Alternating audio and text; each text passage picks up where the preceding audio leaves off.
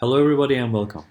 In this video we will see how to record the screen and the webcam and the built-in microphone on a Mac at the same time. It's very simple and we will use QuickTime Player, which is pre-installed by Apple on every Mac. Open QuickTime Player and from File you can see that we have three features here: new movie recording, new audio recording and new screen recording.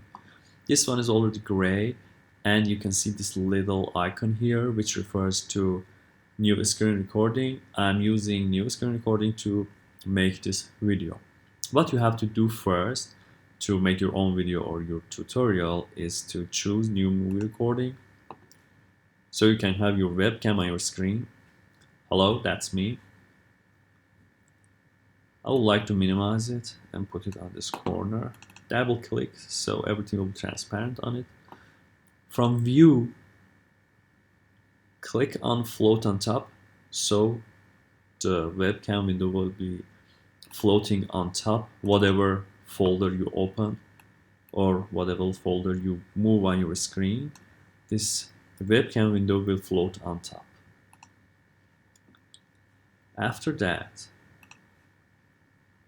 from QuickTime Player you choose new screen recording.